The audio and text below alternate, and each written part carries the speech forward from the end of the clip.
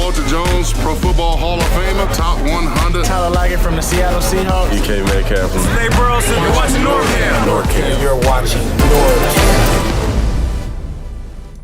NorbCam. Hey, what's up, everybody? This is NorbCam coming at you on this Wednesday of this beautiful day here in the Pacific Northwest. And from wherever you guys are watching, I appreciate you guys tuning in. I see a lot of people in the chat like Sahil, Clement, Josh, Bryson. My name is Adam, Cameron Hughes, Ethan, Franco, Mr. Patman, Blizzard Peak, Amanda, what's up? The Sports Nerd, TJ Pratt, Jojo Finn, and the rest of you guys, thanks for coming in here.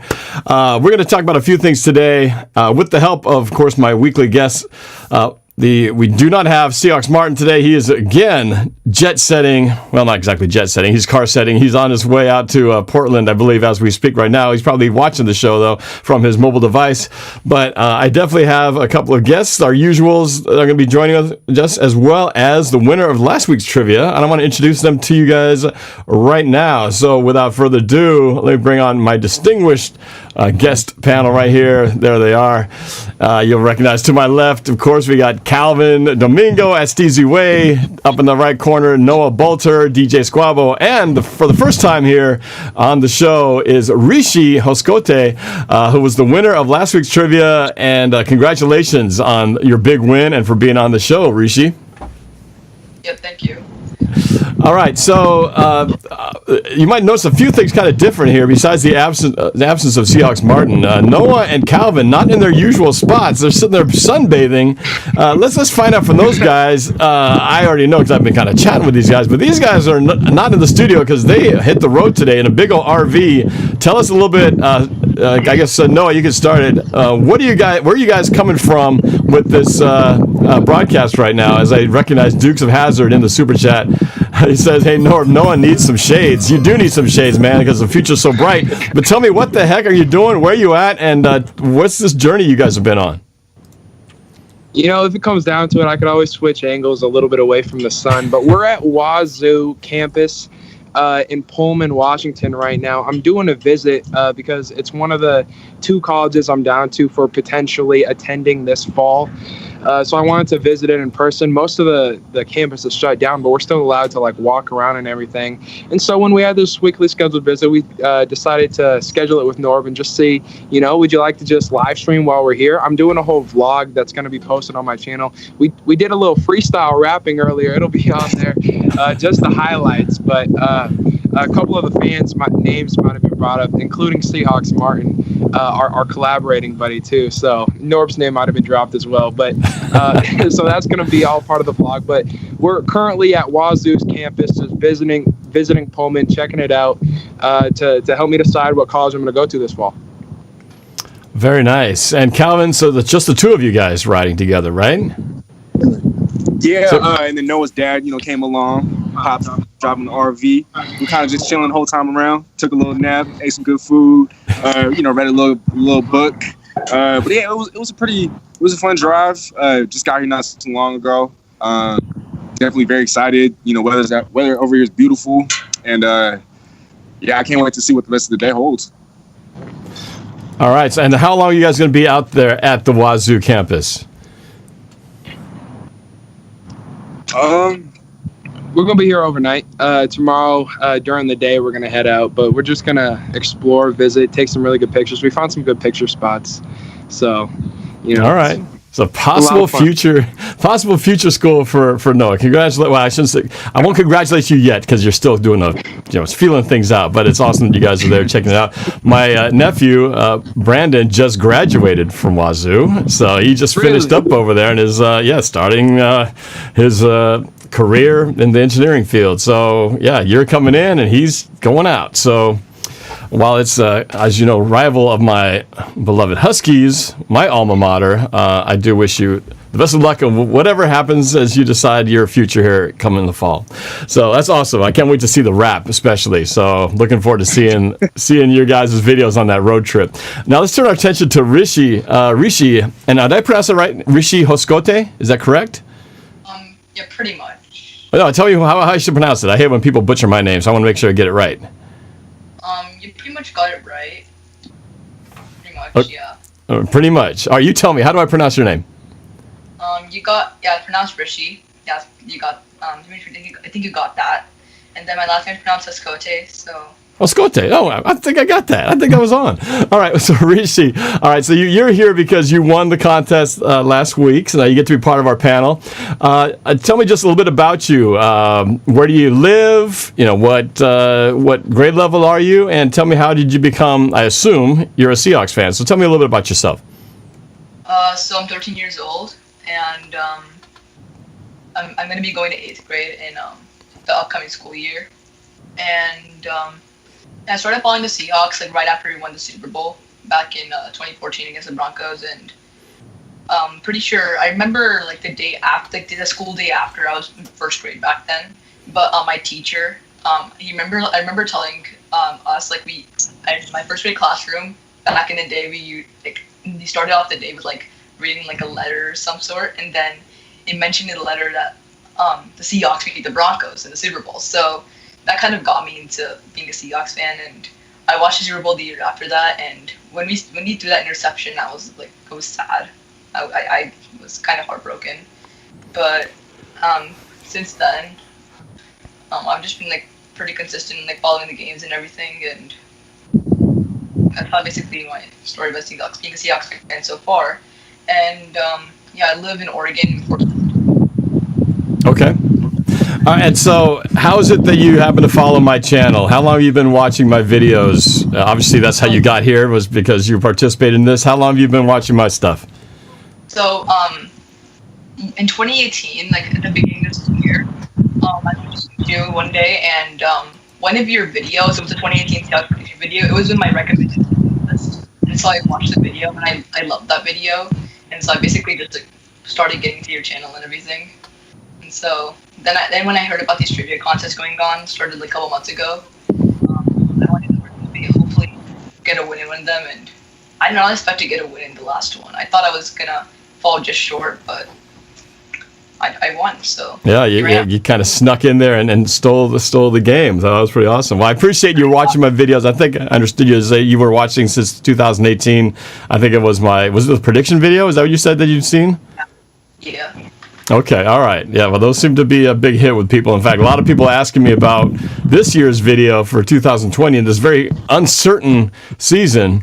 But I'm going to be doing it as long as there's a season to be had, and it will be right before the regular season starts. And my plan is, I got to get some input from the people out there, from all you guys watching. I think I'm going to do a special video just dedicated to getting song ideas from you guys. So you guys helped me out last year and helped give me some good ideas for this one. So I'm gonna have to go to you guys again to get some assistance. So, all right, well, Rishi, I appreciate you being on the show.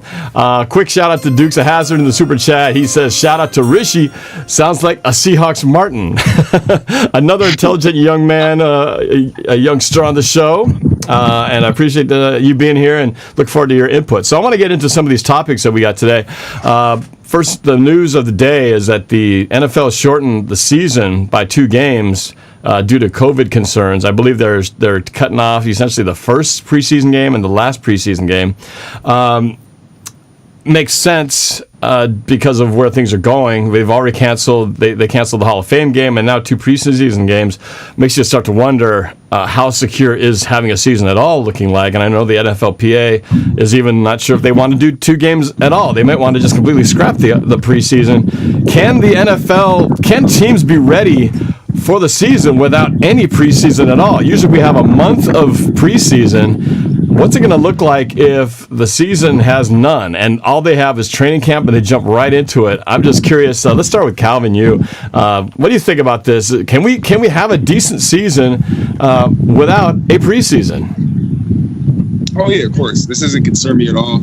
I think that the preseason has been dying down. Last couple of seasons, you're seeing more and more guys sitting out preseason games. There's a whole lot of concerns, especially last season. You just didn't really see any starters play at all. You saw them maybe play 1 quarter of the 3rd preseason game, and that was it. And so people started to wonder, what's the point of having all these preseason games when you're just having a whole bunch of 3rd stringers, 4th stringers, 5th stringers, play all the games. And so I don't think it really hurts the chances of a season happening. I think a season happens regardless. There's just too much money involved for them not to have a season. I think when it comes down to it, potentially there could be no fans at any games, but I think that's the that's as bad as it gets. So I'm not very worried. I'm not really surprised that the NFL cut off 2 preseason games. I wouldn't be surprised to see them cut off the rest of the preseason schedule, just because it's become very irrelevant these last couple of seasons, especially. And so I wouldn't be very surprised. I think the season is still going to happen no matter what happens with the preseason games, and that's where I stand on that. Rishi, how about you? What's your thoughts on the preseason being cut by 2 games? Potentially, maybe we have no preseason at all. And hey, guys, I know you guys are in the beautiful Wazoo outdoor campus there. I do get a little bit of wind noise blowing through, and it kind of cuts into. So if you guys aren't talking, do me a favor and mute your mics a second. That way Rishi doesn't get cut off. So Rishi, what's your thoughts on this shortened preseason? So I think it's a pretty good idea because of what's going on in the world right now.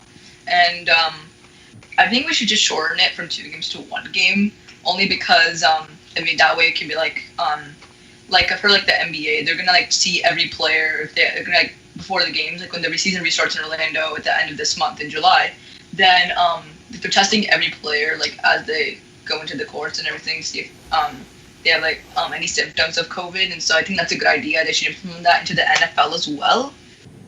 And it should only be there for 1 game. I think only 1 game because, like I said, like Calvin said, the preseason doesn't really matter.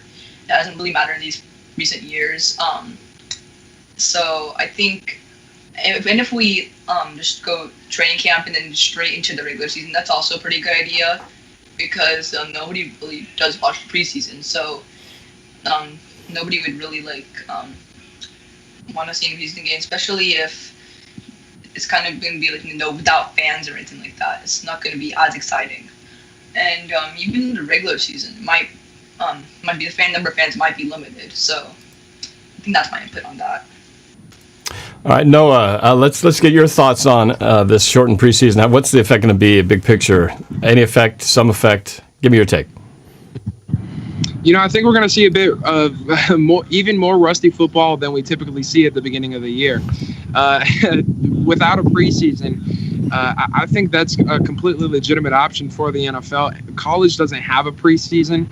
The NFL could adapt that. What I don't like about it is the fact that a lot of the young guys, a lot of the people that are on the verge of not making the roster aren't going to have an opportunity to showcase what they're capable of.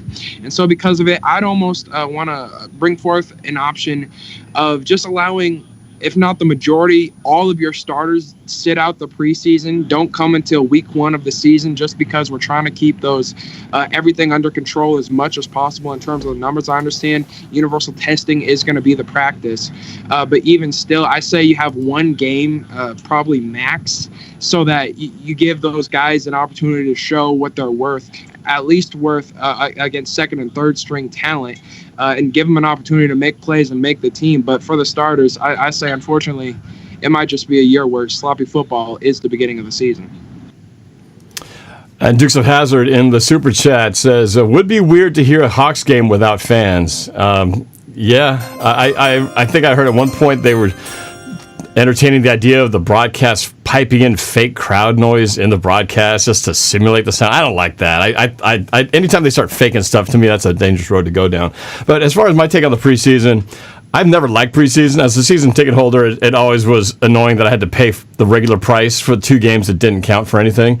I've learned to try to appreciate it more, to really study, not worry about the outcome of the game, but to really see who these other guys are and see the guys who are the rookies coming in and to see what they can do in real game action.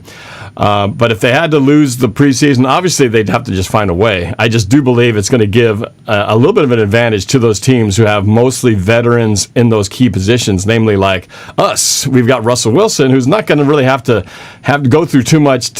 He's already got chemistry with most of the players that are coming back. We have a few new guys, but most of them are guys we've already had.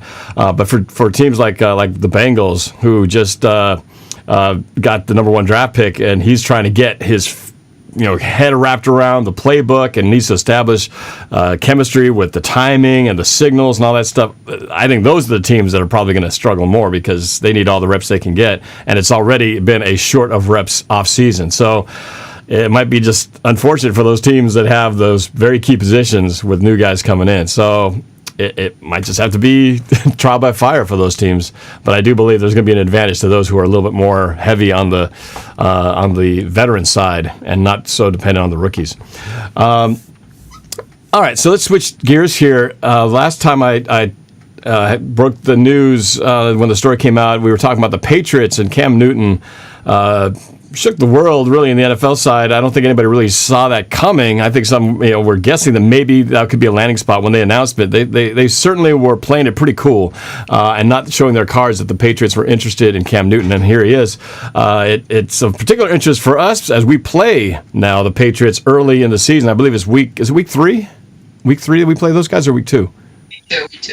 Week 2. We play Cam Newton now and Bill Belichick and the Patriots at home. Suddenly that game was already circled on the schedule. Now you put a circle with a couple asterisks and it becomes that much more interesting. Calvin, give me a quick take. I know you guys have talked about it on your own channels, which we'll make sure we get your word out where your channels are. But talk a little bit what you think. What difference does this make now with Cam on the team? What's the change in the outcome for the season, and particularly our matchup? Does that change anything of what you thought was going to happen with the Seahawks and the Patriots going at it now with Cam Newton?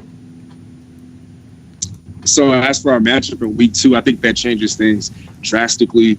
I had us winning it in blowout fashion. We tend to perform very well when it comes to primetime football games.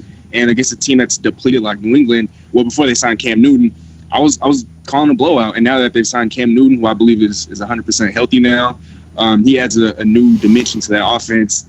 And when we made predictions for season standings before Cam signed, I actually had New England finishing in last place in the AFC East, winning only about 5-6 games. Now with Cam in the fold, I think I could really see them winning 9 games, 10 games, maybe even 11. I think that they could really push for an AFC East title. I know that they've won the AFC East the last, 11 years in a row. And that was in serious jeopardy before the arrival of Cam Newton. I think with him coming to town, that changes their offense drastically. Last season, Tom Brady had somewhat of a down year, but I think it's because he kind of held back the offense because of his lack of mobility. Now, Cam Newton has a few weapons to play with. N'Keal Harry, he was a first-round pick last season. He was very disappointing. I think we see a different version of him this season. Mohamed Sanu came to the team after the trade deadline or at the deadline, and so he wasn't very accustomed or he didn't have that chemistry with Tom Brady. Julian Edelman's still a top 10, top 15 receiver in football, and so he has a lot to work with. He has an elite defense as well, and when you look at Cam's most successful years in Carolina, it was with a successful running game and a dominant defense. I don't know about New England's running game this season. I think it's pedestrian at best, but they still have an elite defense. And so I think that changes the team's outlook drastically. As I mentioned earlier, I think they could make a push for the AFC East title. And I think that in week 2, instead of the Patriots being pushovers, I think that it becomes a game to watch. And it'll be Sunday night for a reason.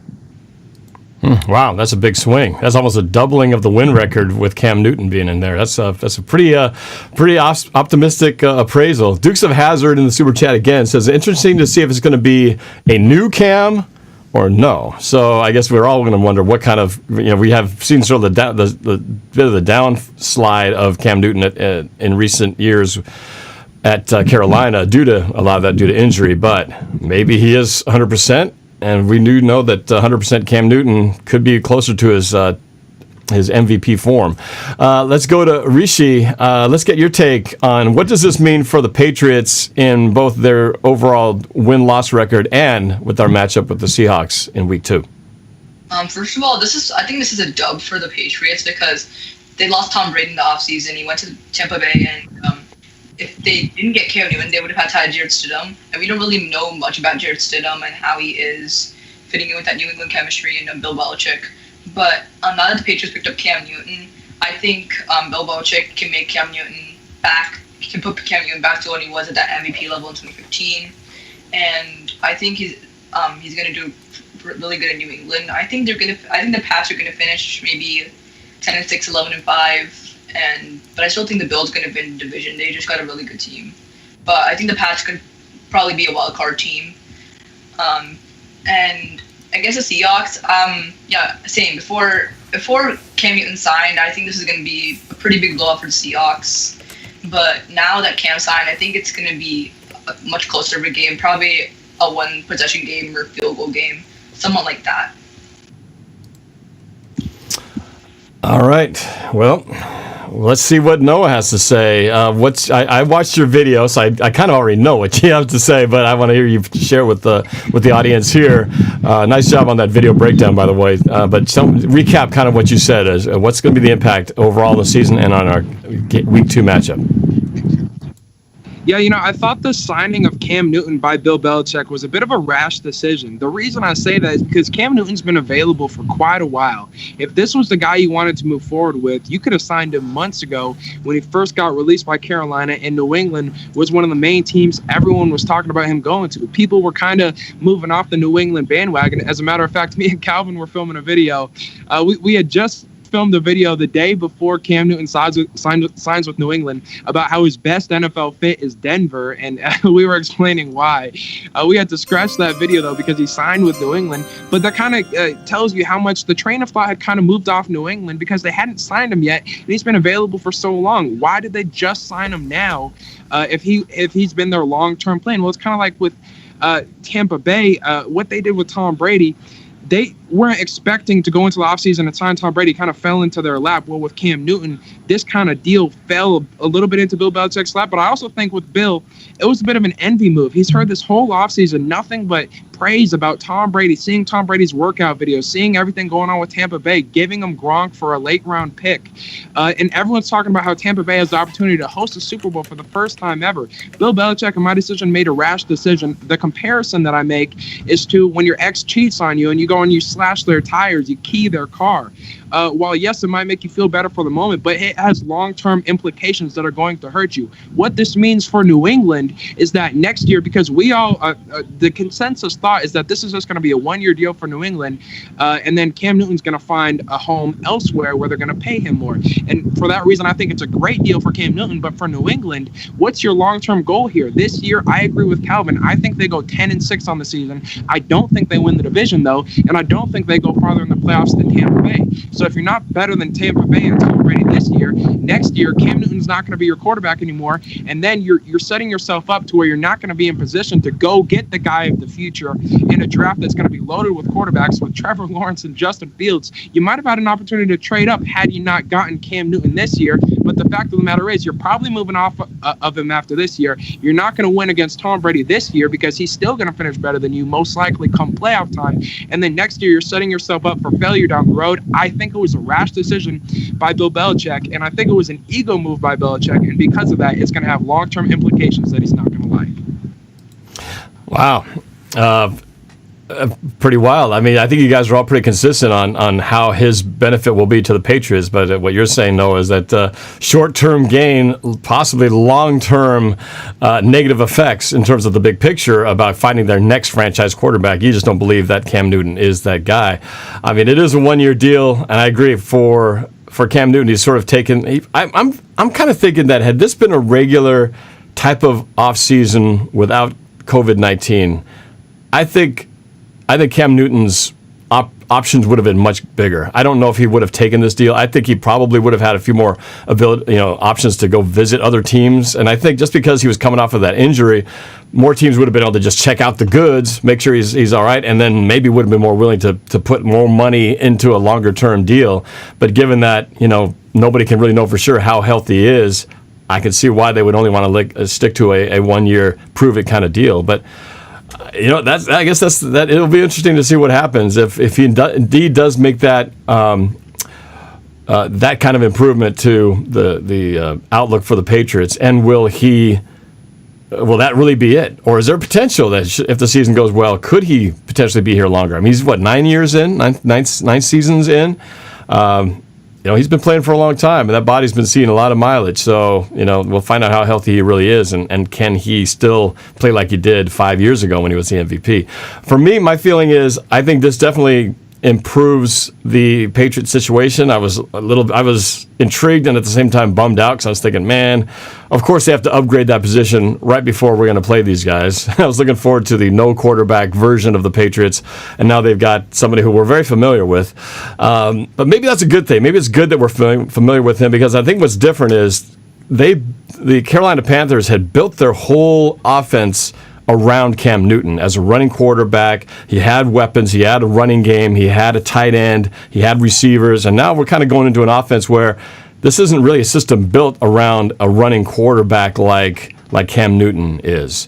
If it's still the same playbook that they've been running with Tom Brady, one of the least athletic quarterbacks in the world, but one of the most efficient ones, I don't think Cam Newton doesn't have nearly the efficiency that Brady does. So he plays a totally different style of game. So it'll be interesting to see if he can fit the puzzle pieces together to where he can still excel in his style of play in a system that is very different from what Belichick has succeeded with Tom Brady. As far as our matchup is concerned, I do think it's going to make it a closer game. I still believe, though, that the Seahawks are going to come out on top, mostly because, and this is going to transition into my next topic, is that I believe for Seattle, the tight ends are the biggest key to our season's success.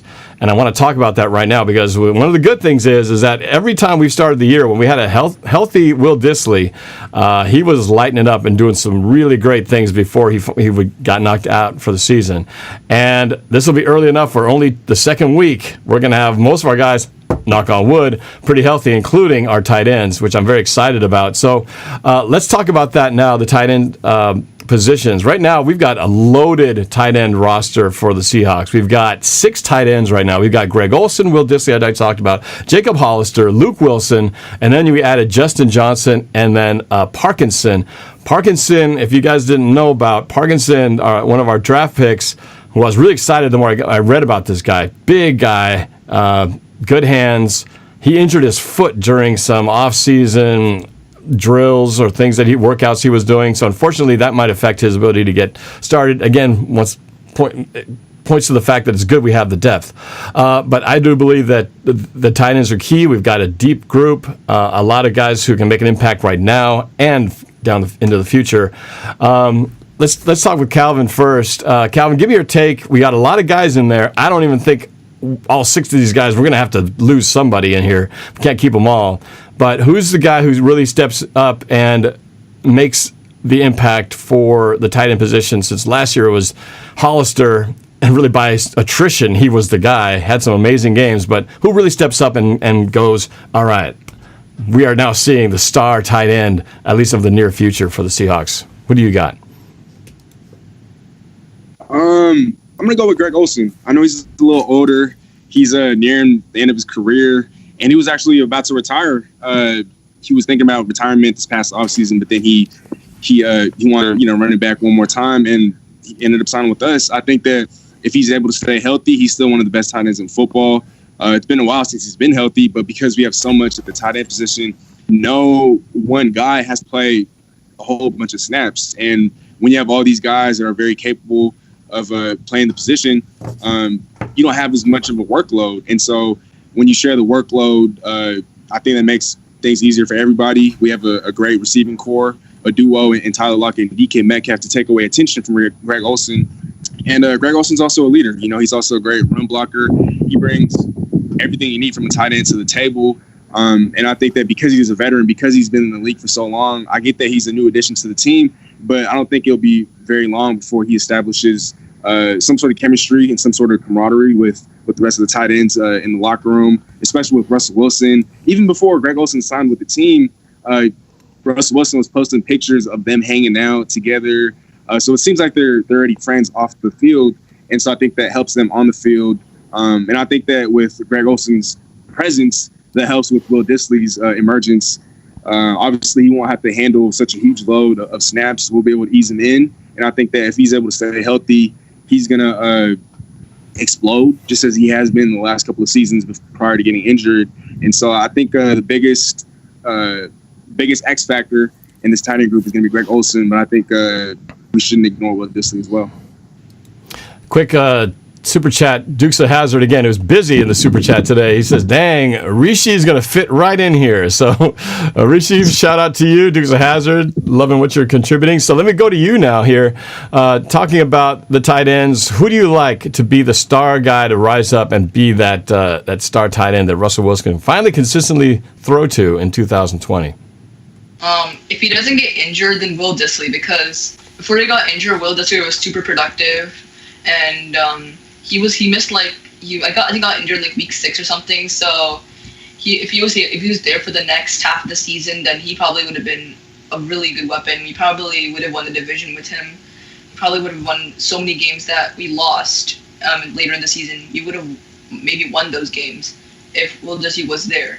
And I also like Greg Olsen. I think he's a pretty big addition. He just adds on to that monster we have at the tight end position, that 4-headed monster with Will Dissly, Jacob Hollister, Greg Olsen, and I guess you could also include Luke Wilson.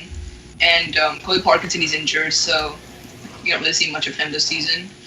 But I think Will Dissly, if he doesn't get injured in mid-season, if he's able to stay healthy, then I think he can be super productive. And that's how we have as being the number 1 emerging tight end for the Seahawks. Let me just give you a few numbers to chew on with Will Dissly. You were right about him having played 6 games last year, but in his rookie year, he played 4 games before he got injured, had 8 receptions, 156 yards, 2 touchdowns in 4 games. In 6 games last year, he had 23 receptions, 262 yards, 4 touchdowns. I mean, he was tearing it up, and before the season ended for him. So that's why I'm so very excited about his potential. And, he went from 4 games in 2018, 6 games in 2019. So based on the pattern, he's got to play at least 8 games in 2020. So, he's going to be good for at least half the season, if not more. So I'm hoping that trend continues. But let's go to Noah. Chime in on this tight end situation here. What do you think? Who's going to be the star in 2020 for the Seahawks? Yeah, I got to go with my guy Rishi here. I really think it's going to be Will Dissly. What I really like about both Dissly and Greg Olsen, they're both run-first tight ends, and that's what Seattle wants, especially in an offseason where we lost George Fant. I don't want to give a cop-out answer here, but I do think it's going to be a 2-headed monster most of the time. It's going to be at least 2 tight ends on the field because we like to bring in additional linemen. We don't have that this year, so let's bring in an extra tight end. These are great blockers. Will Dissly was the best blocking tight end in his draft. As long as Dissly is healthy, I do think he gets the majority of the targets. Greg Olsen is on the tail end of his career, but I think Greg Olsen has a major impact as well. I think it's really a 1-2 punch like no other in the NFL, and I really like this tight end duo of Dissly and Olsen. Yeah, I do too. And let me just bring up Greg Olsen's stats from last year. The key one for me is that he played 14 games. So he had injury issues the previous 2 seasons, having only played 7 and then playing 9 after coming off of 5 straight 16-game seasons. But to come back in last year and to play 14, that's pretty good. 597 yards, 52 receptions, only a couple touchdowns, but still, just to be that healthy for the season, that's a good sign that I think he can carry that over at least one more year for the Seahawks in 2020. So if these guys can just pick up where they left off and combine them together, man, I'm telling you, the tight end department, not to mention the other guys who we haven't even got into, the Luke Wilsons, the Hollisters, and the Parkinsons, if he can get going, man, I just see a great future for the Seahawks and the tight ends. All right, no, I see that your battery's getting down to 20%, so we better get to the trivia here real quick. So, you guys ready for this? All right, let's do this. All right, trivia time, brand new thing. I might have a couple questions that we might have had from before. We'd give you a chance. If you've been listening, you might have learned from your previous mistakes. But let's do this, you guys. Get your Kahoot app or your Kahoot.com rolling, and we are going to get this show on the road right now. So here is the code. Getting it right here. There we go, 810-173. 810-173. This is, of course, Seahawks trivia, just general Seahawks trivia. The sports nerd is in. Dangerous, Tyler Greaves. Go Hawks, hi. Shanoy, Nick LeBeau, Michael Mullins, a Seahawks fan, Joey D, Johnny DeMuro, Joker, Aaron Rodgers, Seahawks 12, Schmilligod, Dank Memmer. Who else we got? We got 27 people now. We're going to get close to 50. I can get up to 50 or so in here. Sky High Aviation, Malcolm Butler. What are you doing in here? Alex Wacker, Ray in Des Moines, Andrew P, Dank Memmer. I think I already said that. Vikings Man, 39 players. Get a few more here. Let's give you 30 more seconds to log in. Martin, I don't know if this is the real Martin. It's just Martin. Crisostomo. Mateo Estrada. George Kittle. Deadly. Vikings man. Samoan family. 41 players. We got 20 seconds left. 42 players now. Tyler Rocket. Giants fan. 44 players now. 10 seconds. We almost got a full house. Give you a couple more seconds to get everybody in here. 44 players. Tyler Ott in there. Long snapper. Seahawks in the house. Do we have any more? You got a few more seconds. We will start this game against General Seahawks Trivia. Seahawks Eddie in the house. We got Adam Schefter in the chat, by the way, and I'm sure it's the real Adam Schefter. Thanks for watching. I know you're a busy guy, but you have enough time to come hang out with NorbCam in the chat. Appreciate that, Adam. All right, 46 players. All right, we are going to wrap this up in 10 seconds. 9, 8, 7, 6, 5, 4, 3, 2, 1. All right, let's get this game on the road. 12 questions. And of course, the last 3 are for double points. So you can really turn things around. Let's do this thing. All right, you guys ready? Panel, you guys ready? All right, let's do this before Noah's battery runs out. Here we go. Starting with question number 1 right now. NorbCam Trivia Contest number 12. Question number 1. Who was the owner who tried to move the Seahawks to Los Angeles? Was it Ken Behring, John Nordstrom, Paul Allen, or Howard Schultz? The owner who tried to move the Seahawks to Los Angeles. Was it Ken Behring, John Nordstrom, Paul Allen, or Howard Schultz?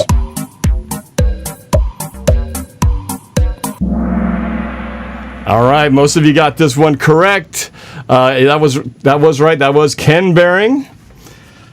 Guy tried to move the Seahawks, and thanks to guys like my buddy Mark Collins, who started Save Our Seahawks, eventually led to the stopping of that, and Paul Allen bought the team and kept him in town. Let's go to our crew here, starting with Calvin. Calvin, what you got? I had no clue, so I guessed, and I said Ken Behring. All right, you got the 1. That's good. Let's go to Rishi, our guest who won last week's trivia. Let's see how he did on this one. Rishi. So I actually watched Superfan a couple days ago, and I actually saw like Ken Behring. Okay, all right. So Rishi with a point on the board. Noah. I said Howard Schultz. I thought Ken Behring was like too easy. I don't know. The name is too beautiful. I think it's a beautiful name. I'm like, that person wouldn't do such a horrible thing.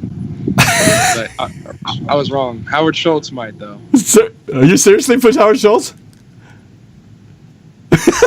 Wow, I'm surprised. All right, let's go to the scoreboard and see how our leaderboard is right here. Right now, we've got 49ers 16-0, Dank Memmer, Nick LeBeau, a Seahawks fan, and Go Hawks. Whoa.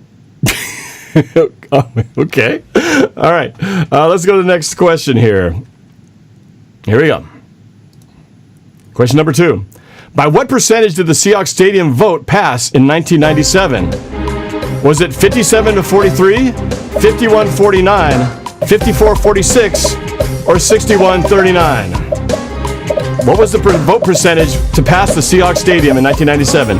57-43, 51-49, 54-46, or 61-39? Time is up. Ooh, most of YouTube got this one correct. The answer was 51-49. I actually was rounding up. It was more like 50.8 or something to 49.2 or something. Narrow, super slim margin. 22 of you guys on YouTube got that. Let's go to the panel. Calvin. I guess. I said, I think it was 60-40. Oh, okay. That's the long side, huh, Calvin? So, Rishi, how about you? You watched the documentary. You must have known this one.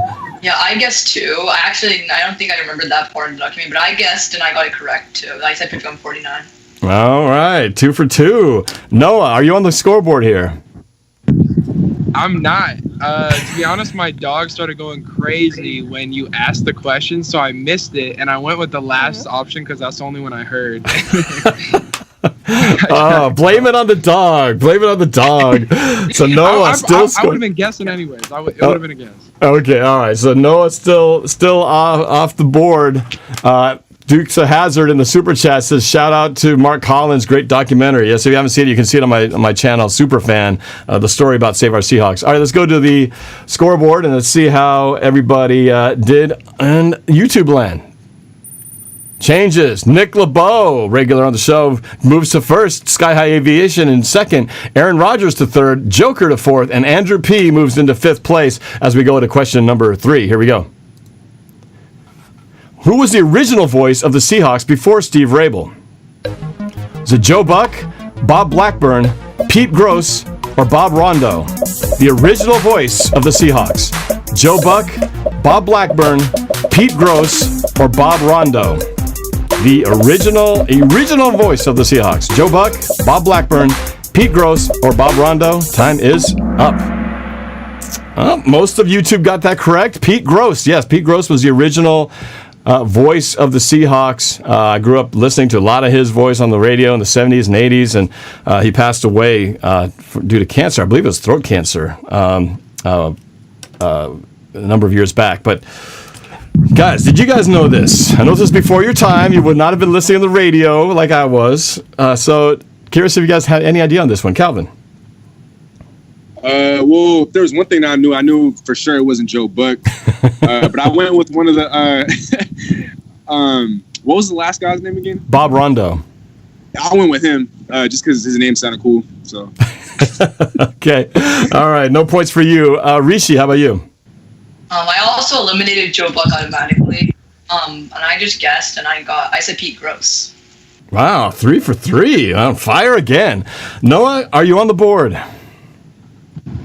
Still not on the board, Norb. Man. You did a good job with the psychology of this one. 2 Bobs. I was like, it's got to be a Bob. So I said Bob Blackburn, but I was wrong.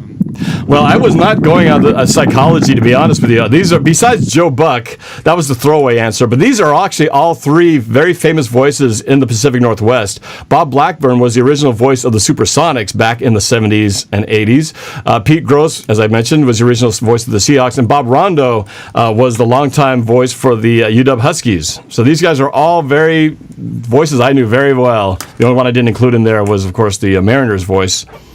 Dave Niehaus. I could have put him in there too, but I had to have at least one give me game answer. All right, let's go to the scoreboard and see how YouTube's faring after these questions. Nick LeBeau holding tight at number 1, Sky High Aviation in second, Joker in third, George Kittle goes into fourth, and a Seahawks fan in fifth. Let's go to the next question, number 4. Where did the Seahawks hold training camp before the VMAC in Renton? Is it Seattle, Washington, Kirkland, Washington, Moses Lake, Washington, or Bellevue, Washington? Where was training camp before holding it in the VMAC in Renton? Seattle, Kirkland, Moses Lake, or Bellevue? 3 seconds. Time is up. Few misses there by YouTube, but a bunch of you did get it right. 16 of you guessed Kirkland, Washington, and you would have been correct. Let's see if the boys know this one. Calvin. I said Kirkland. I think before they moved over to the VMAC, I was actually supposed to head over to Kirkland to watch one of the training camps, but that never happened. But I did remember that it was in Kirkland. So. All right, Rishi, did you know this one? Unfortunately, I said Bellevue. Oh, okay. What did you guess? I said Bellevue. I didn't. Oh, okay. Close. Just a little bit south of Kirkland, but all right. First miss of the day today. How about Noah? Are you still scoreless at Wazoo, or are you on the board? I guessed, but I guessed Kirkland. So okay. Very fortunate here. One of the places where the Seahawks had training camp for a long time was actually towards the east side. They were in Cheney, Washington. Really hot training camps that they would have over there. For a number of years, they had training camp there. I know it's mostly miserable for the guys. I think what they got now over by the lake at the VMAX is pretty good. But, yeah, Kirkland was the last year before they went to the VMAX in Renton. So let's go to the YouTube scoreboard and see where we stand here.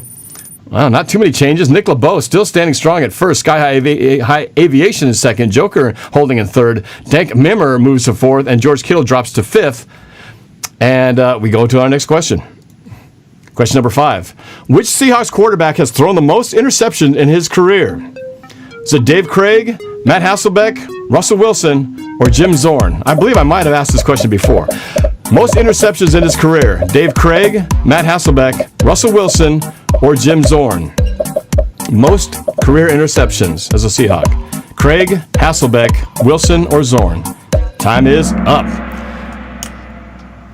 The answer was indeed Dave Craig. Mudbone. 16 of you in YouTube got that one correct. Did I ask this question before, guys? I feel like I have, but I couldn't remember. Calvin, do you remember? If I did ask this before, Calvin, did you get the right answer and learn for your first time around? I did. I do remember the question, and last time around I got it wrong. So this time I had to ensure that I got it right, and I went with Dave Craig. All right, good. 3 for you now. So Rishi, Calvin's tied you right now, but let's see if you can stay ahead. What you got? I said Dave Craig. You said Dave Craig. Okay, you maintain a 1-point lead. Noah, with 1 point on the board, trying to get back into this game. Tell me you got this one. This was one of the ones that I studied a while back when I was studying for trivia. I did, in fact, get it right. All right, so everybody got this one. So the scoreboard for the panel is Rishi with 4, Calvin with 3, and Noah with 2. Let's go to the scoreboard and see how they're doing over on YouTube land.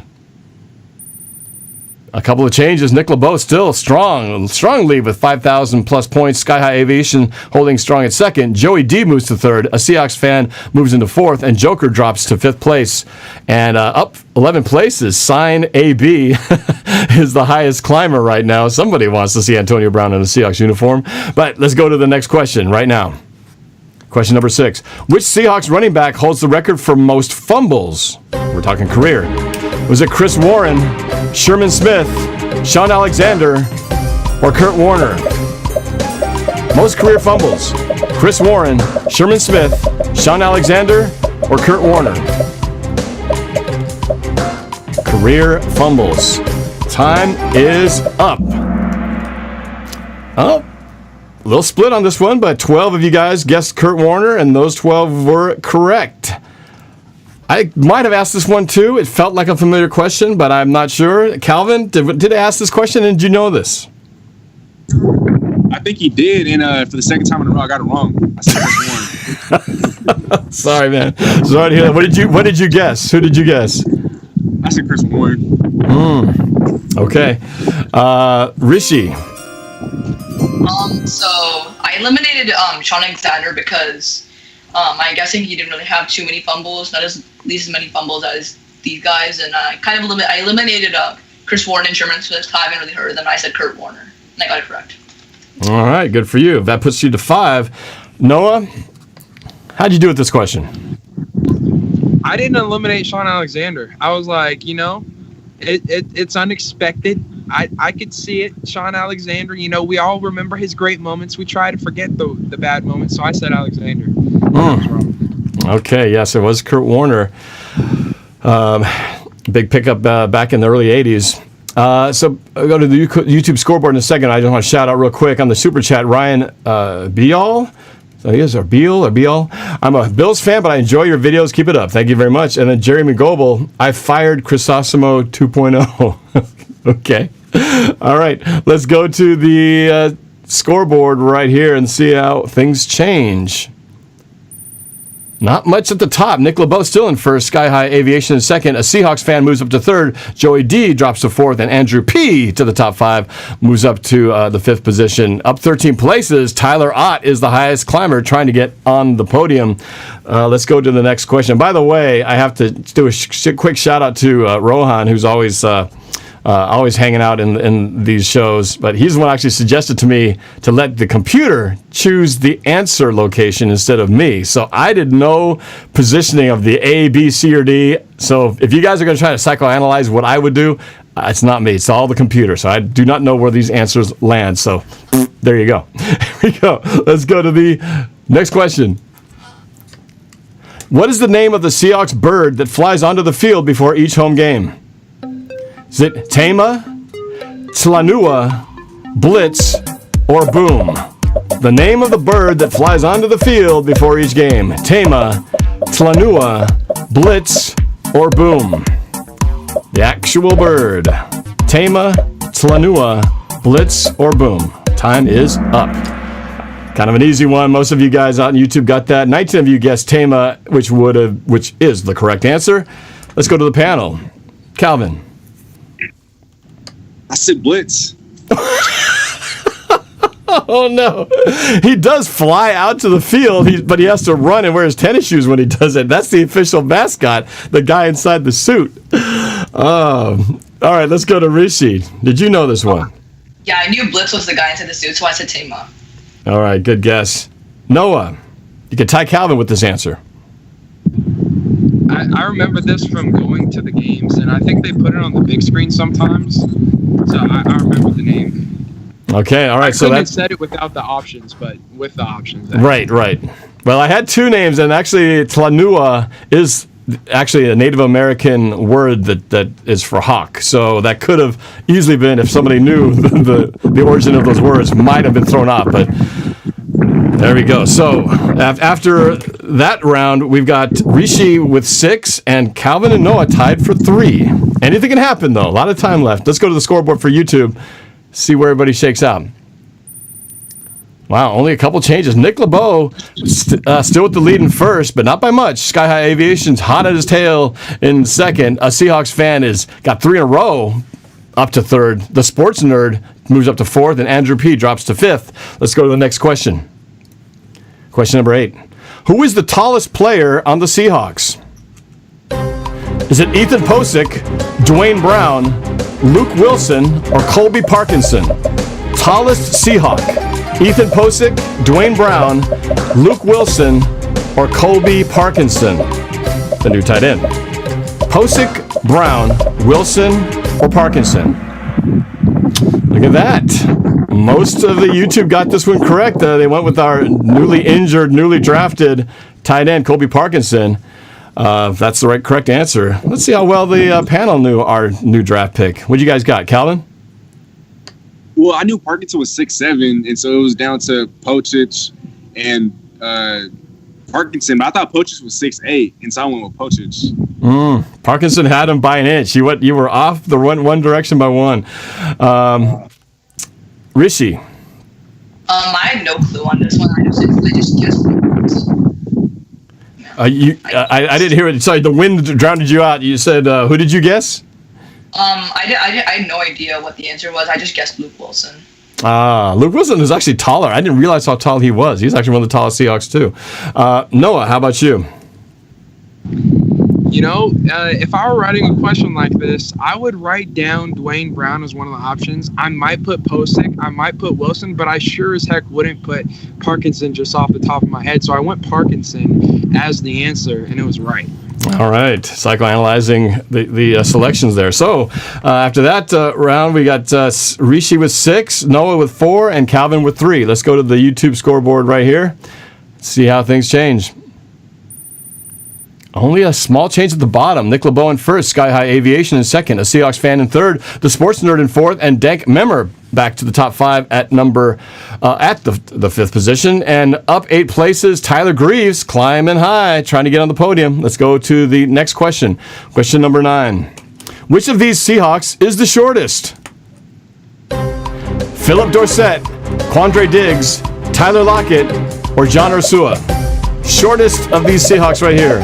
Dorsett, Diggs, Lockett, or Ursua?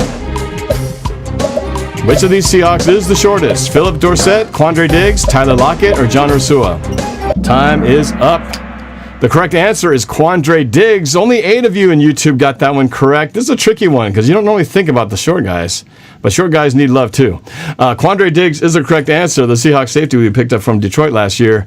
Big addition. Short guy, but packs a wallop. Calvin, did you know this? kind of collapsing down the stretch. I thought Quandre was 5'10", and so for me, it came down to Tyler Lockett and Ursua. And I know Lockett's either 5'8" or 5'9", so I went with Ursua. I thought he was like 5'7", 5'8", but I guess it's Quandre. I was surprised myself because Quandre, he plays bigger than his size tells. Rishi, how about you? I said John Ursua. I thought it was like a pretty reasonable guess. I know he's like 5'9" or something. And so, yeah, I just guessed him, but fortunately I got it wrong. Yeah, those guys, I mean, I think they're all within an inch of each other, but it was surprisingly Quandre Diggs taps out as the shortest one. Noah, any luck on this question? You know, it hurts because Diggs was my gut, but I was like, last time I went with the least popular player and it worked, so I'm going to do it again, and I went with Ursua and it was wrong. Oh, wow. Nobody got that one correct, but let's see after 8 people got it on the YouTube scoreboard. Let's see how the stats change here. Oh, a change at the top. Sky High Aviation moves up to first. Nick LeBeau drops 1 spot to second. Only by 200 points, though. A Seahawks fan in third, Sports Nerd in fourth, and Andrew P. moves into fifth. And now we go into the double jeopardy portion of the contest. The last 3 questions worth double points. Here we go. Question number 10. What is the name of the venue where I host away game viewing parties? Is it Emerald Rain, Emerald Ridge, Emerald Queen, or Emerald Downs? The venue where I host away game viewing parties. Emerald Rain, Emerald Ridge, Emerald Queen, or Emerald Downs? Rain, Ridge, Queen, or Downs? Time is up. Most of you in YouTube paying attention. Guess Emerald Downs, that would be the correct answer. I would expect my panel to know this because you guys have met me out there a number of times. I hope you guys were paying attention to the name. Calvin. Yeah, there's no way we could get this one wrong. I went with Emerald Downs. All right, it's double points. That puts you at 5. Rishi.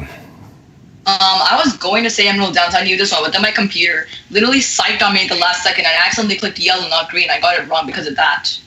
Oh, so you're saying is you had the right answer, but your computer tricked you. Yeah. Oh, okay. Well, sometimes technology does that to a guy. So let's go to our other panelist, Noah, who's been to the Downs probably the most times last season. Tell me you got this one. I was trying to. Oh yeah, good bread, Norb. I was trying to unmute. Yeah, okay. Good bread. Okay, all right. Easy question. Well, with that double question now, we've got a tie between Rishi and Noah with 6 points and Calvin with 5. Suddenly this game like an Emerald Downs race coming down the stretch, neck and neck. Let's see what happens here in the scoreboard and YouTube land. By the way, Dukes of Hazzard says, how would people not know this? Can't wait to watch, says Dukes of Hazzard. Yes, I hope we'll have viewing parties in 2020, yet to be determined. Here we go. Let's see what the scoreboard looks like after that question. Oh, Nick LeBeau goes back to first place. The Sports Nerd goes to second. Andrew P. up to third. Dank Memer to fourth. And Sky High Aviation drops from first to fifth in the game. Wow, this is what Double Jeopardy does to you. Let's go to question number 11. Here we go. Double points. What team did the Hawks play during my first Emerald Downs party? Was it the Arizona Cardinals, the Carolina Panthers, the San Francisco 49ers, or the New York Giants? Which team did we play at my very first Emerald Downs party? Was it the Cardinals, the Panthers, the 49ers, or the Giants? You have 3 seconds. Time is up. Oh, fooled the audience on this one. This would not have been an easy one to get unless you saw one of my first promo videos when I shot at the Emerald Downs. It was the New York Giants. Only 4 of you in YouTube got that one correct. Let's see if the panel got lucky, because I'm pretty sure this is going to be a complete luck question. We'll start with Calvin. Calvin, I see your phone must have shut down, sharing the screen over there with Noah. Calvin, what you got? Uh-oh.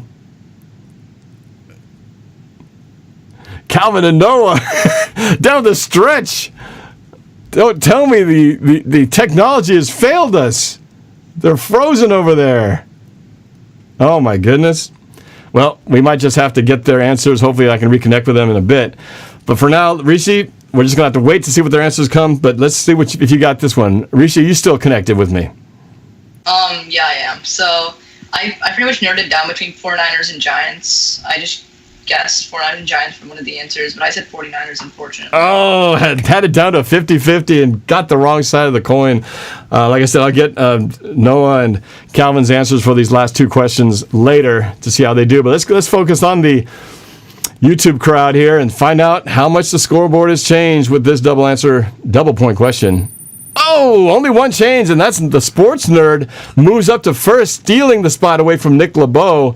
Andrew P. holds at third, Dank Meemer at fourth, and Sky High Aviation at fifth. Not a whole lot of separation there, but the sports nerd with a sizable lead at 8,606 points. Nick LeBeau is going to have to get 900 points here to close the gap and get the first place spot. Let's see if we can do it. It is the final question. Here we go. Double points. Question number 12. What is the name of my singing duo that released an album? Is it Latigo Lace, NBD Music by Design, Levon, or the NorbCam Jam Band? What's the name of my singing duo that released an album? Latigo Lace, NBD Music by Design, Levon, or NorbCam Jam Band? Time is up. All right, 8 of you got this correct. 14 of you fell for the NorbCam Jam Band trap. It was a group, but we did not release an album. Again, I will have to wait to see how the boys did with their answers over there. But let's go to Rishi and find out. Did you, by chance, get a lucky answer on this question? Yeah, I did. I got it correct. I said MBD, Music by Design. I just guessed. I eliminated NorbCam Jam Band because I knew it was going to be a trap, and then I didn't think it was going to be Latigo Lace or whatever the other one was, so I just said MBD. And I got Levon. Just FYI, the MBD Music by Design is actually a duo album that I released with Bob Simmons. He's the guy who plays the Cardinals fan in my Rivals video. He and I actually did been doing music tons of times. We released a couple albums, including that one, quite a few years ago. But Latigo Lace is actually Mark Collins' country rock band. Levon is the name of the group that Dino and I actually had before we came up with the name Music by Design, and the NorbCam Jam Band is the group that we put together, me and Mark Collins, for our fundraising events. So there was musical realities to all these groups, but MBD, that was the one where we actually released an album. All right, so let's go to the scoreboard, and let's find out who won this game. Here we go, guys. The big announcement right here. And hold on a second. I'm just trying to grab something while we're keeping you. All right, here we go. Oh, I had to find one thing for you guys. Oh, real quick. So, I just wanted to show you. So this is just so you see. This is NBD Music by Design. That's our album right there. That's me, of course, right there. That's Dino back when he still had hair. And that is the album right there. 13 songs. And you can still find this on Amazon Music and some other, and iTunes. All right, let's go to the scoreboard. Find out who won this contest right here. Here we go. In third place with 7,705 points, Nick LeBeau. Third place. In second with 8,228, Andrew P. And the winner of the NorbCam Seahawks Trivia Contest number 12 with 8,606 points, the Sports Nerd. Oh my goodness! With Sky High Aviation, the runner-up in fourth place. Oh my goodness, 8,606 points. The Sports Nerd getting 8 out of 12 questions, a strong finish. Make sure you take a picture of that, screenshot that win right there, just so we have proof that was indeed you. And congratulations to the Sports Nerd, Andrew P. Fought valiantly, so close, only like 300, some 400 points away. And Nick LeBeau, you were so strong all the way to the top, and then obviously just at the end there, faltered a little bit. But congratulations for winning this, the Sports Nerd, and looking forward to connecting with you. Send me an email at norb@norbcam.com, and we will get you connected with this situation here and find out what is up. All right, so I've got the boys back. I've got the boys back here now with the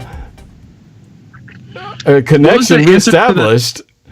What was the answer to the week 1 question? The first watch party? Because me and I said Carolina. He said the Jets or New York. It was New York. Dang. Okay, so Calvin. All right, so now we get to find out the final score with the panel. So Calvin got 2 on that one, and then was it just the last? Did you miss all 3 questions or just the first 2? That was the last question we heard. Okay, so there was one more after that. Let me go. We got to go back to the system here. So basically, we had one question left, and at that point, it was a 1-point game. So that was Calvin who got it, or Noah, you got it?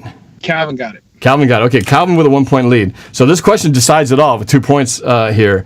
So the question is, what is the name of my singing duo that released an album? Was it MBD Music by Design, Levon, the NorbCam Jam Band, or Latigo Lace? I'll repeat those answers one more time. MBD Music by Design, Levon, NorbCam Jam Band, or Latigo Lace? Guys, have your answers in your heads, and I'm going to go with Calvin. Calvin, what's your guess? I'm just going to guess the last one. Latigo Lace? That would be incorrect. That is Mark Collins' band.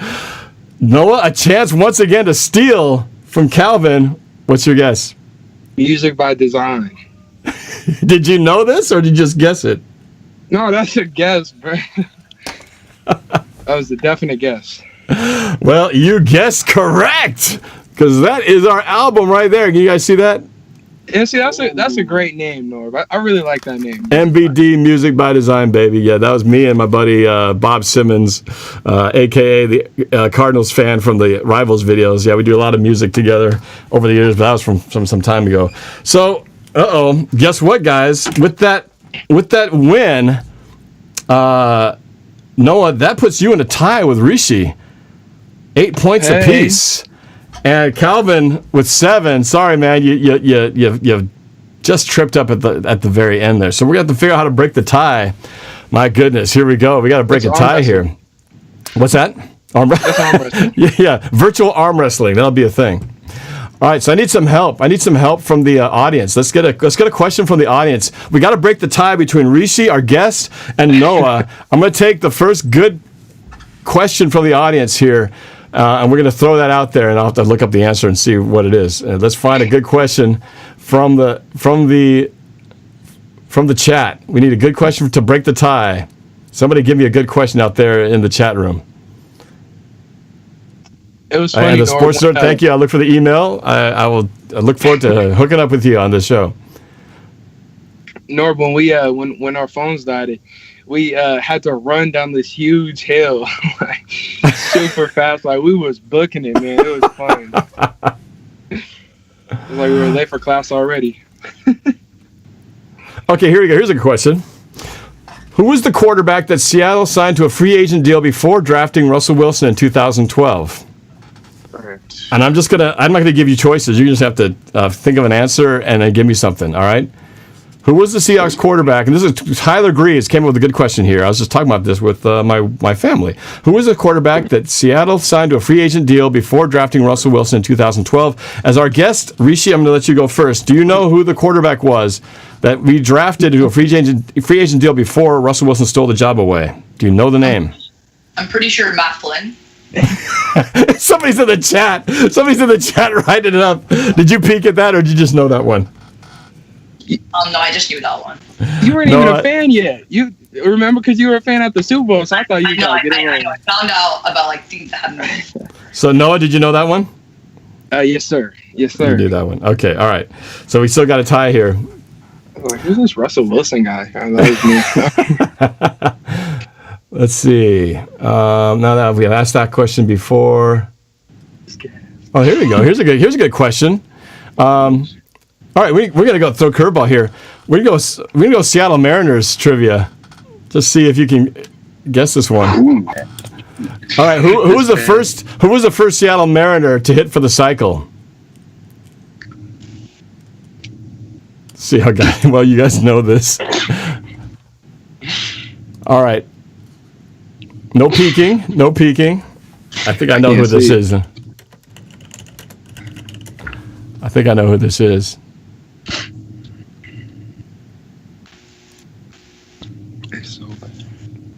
Yes, what I thought. Okay, all right. Do you guys have an answer? Yeah. I got a guess. I got to stop doing this in the chat because too many people have given the answer in there. Reese, do you got this? What do you got?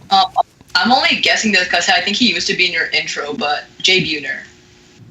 He was in the intro. That's very good. He's not in there anymore, but he was in there. Calvin? All right, sorry, not Calvin, but Noah. I said Griffey. I don't know. I know, that's kind of threw a curveball. This is a football channel. We're talking Mariners of all teams.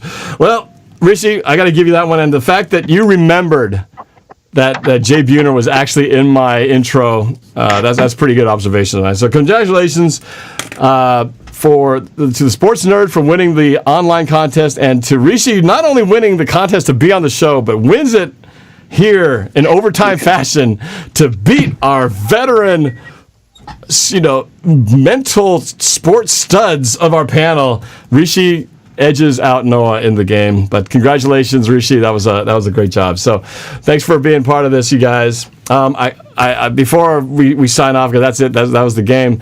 I got to give you guys a chance to talk about your guys' shows.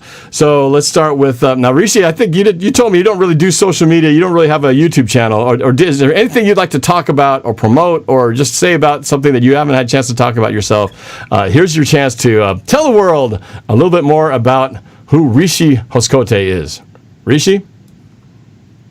I don't think there's really anything else that people really need to know about me. I think at the beginning, I pretty much summarized that everything people need to know about me. There's really nothing else people need to know about me. Well, let me ask you then: what if you could have, if you rubbed a lamp and a genie came out and granted you, I'm just gonna say one wish. He says you can be whatever you want, whatever your dream is to become in 10 years or 15 years, whatever. What would it be? What's your dream? Probably become like a trillionaire. Just like get a lot of money. Okay, that's too easy. I think what I wanted to ask is, what do you want to become? If you pick the career, the job, the whatever, and be the most successful at it, what would you want to be? At this point, going into 8th grade, you're the same age as my daughter. I don't think she even knows what she wants to be, except a trillionaire. Would probably be on the list, and get a dog. But what is your dream of what you want to become in your eventual career?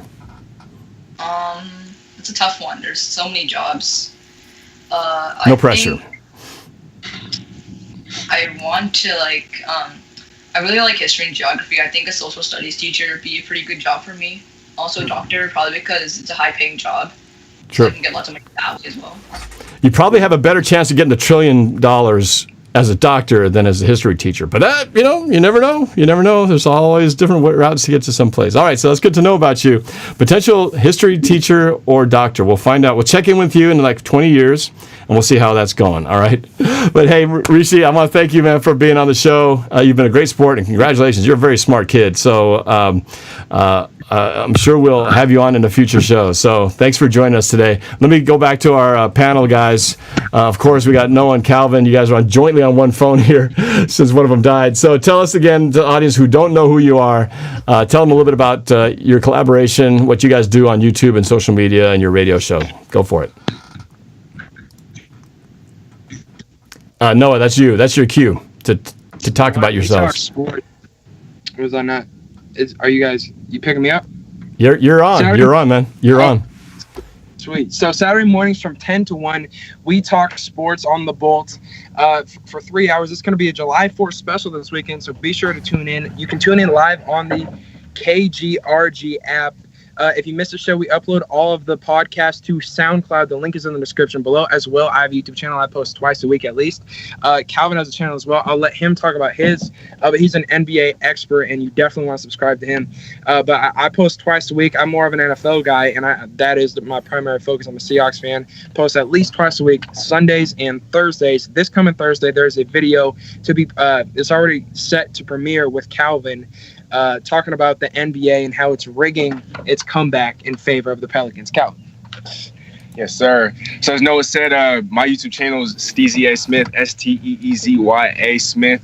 All of our links will be in the channel description or in the video description. I try to post videos on a weekly basis. I think that with school ending, I'm trying to make it so that I'm posting at least twice a week now. And as Noah said, I'm somewhat of an NBA expert. I try to dabble in, the NFL football as well. Do what I can there. We're actually dropping a collab video this weekend about Cam Newton and how what was the video title again? And how he could guide the Patriots in AFC East title this season. So make sure to stay tuned for that. Most likely we'll probably be dropping it this Sunday, so stay tuned. All right, guys. Well, thank you for being here as always, and enjoy the rest of your trip while you're on the campus there at Wazoo. And you guys have a safe trip, road trip on the way back in that big RV. I look forward to seeing the wrap and all the other videos that you guys were doing on the drive over. So that should be fun stuff. I can't wait to hear all about your journey, man. God bless you, Norb, and congrats, Rishi, man. You're a really smart kid, man. Yeah, thanks, Ross. Very impressive. All right, so do me a favor and go check out their links in the description. You'll find it. Go hit that subscribe button, hit the like button, comment, all that good stuff. Hit the notification bell. We appreciate it. I appreciate it, especially if you can do that for me as well. So we do this every week, usually on Wednesdays, and if not more often when breaking news happens. But I'm NorbCam, so on behalf of Noah Boelter, DJ Squabo, and Calvin Domingo at Steezy Way, and Rishi, our special guest, thank you so much for joining. And for those of you who were playing the game, I appreciate your competitiveness. For everyone who was in the chat and the super chat, thanks for your support. And for those of you who are just watching, just to check things out, we love it. We appreciate this, and it's for you guys that we do all this. So thank you so much. We'll talk to you later. Go Hawks.